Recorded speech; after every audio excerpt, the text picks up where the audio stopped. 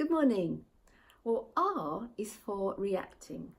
So, am I asking you to stop reacting? No. I'm asking you to be free to stop reacting to your reactions. So, what do I mean by this? Well, when anybody comes across this understanding, it's just so wonderful, and they feel like they've come home, and they kind of roll around in this simplicity for a while, like a dog in fox poo. And they live in this state of wonder, wondering how they ever fell for the illusion. And then something happens. And then they feel angry, upset, disillusioned, whatever flavour it is. And then they think that they've lost the principles. They think the principles don't work in this particular area. So it could be relationships, it could be lack of money, it could be somebody becoming ill. And suddenly the principles look like they're a thing over there. It doesn't work. It doesn't work in this regard.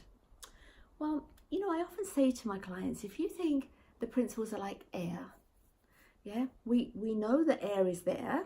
We can't see it, we can't taste it, we can't feel it. We know we'd die without it.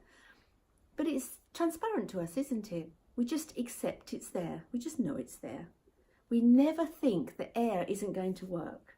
We never think if we have an upsetting situation come up, the air is going to let us down. We just know it's there. And this is like the principles, like air. The principles don't disappear. They don't just not work in a certain situation. You see, you can't not be in the principles. You know that we're lived by God or mind or spirit or whatever you want to call it. You know we have thoughts, and we know that we are consciousness. So how can that disappear? We can't lose it.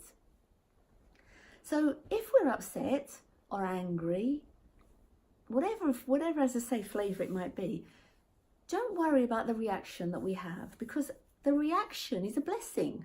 It may not feel like that, but as you know, the reaction is telling us about the kind of thinking we're in.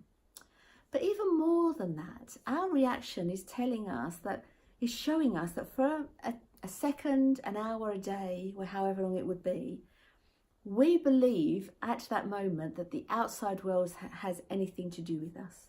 We feel like we're reacting to something in the outside world. And in that second, that's why it feels like we've lost the principles. We've lost this ability to understand how we create life. Because in that second, it feels like we are reacting to the outside world. The outside world is giving us our feeling. And that's why we feel the loss. But as soon as we realise we're doing that, as soon as we see the reaction for what it is, we're back in it.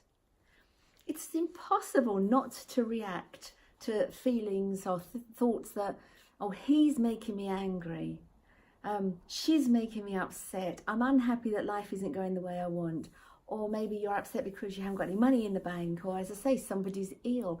It's impossible, isn't it, not to have a reaction if you've got a head full of those thoughts.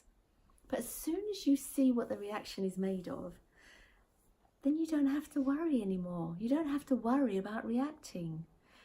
So you don't have to add another layer of thought, because then you think, oh no, if I really did have the principles, I wouldn't react. Of course you're going to react.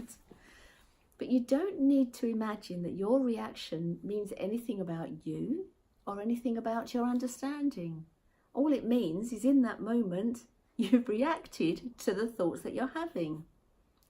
And as I say, when you see that, there's immense freedom, because we don't have to imagine that this understanding, it doesn't work.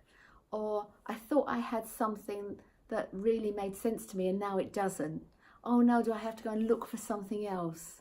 When you see that your reaction is just made of thought in that moment, and that's where your feeling is coming from, what's to fear? You don't have to worry about reacting.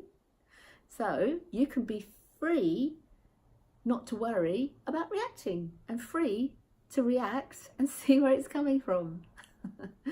Okay, bye-bye.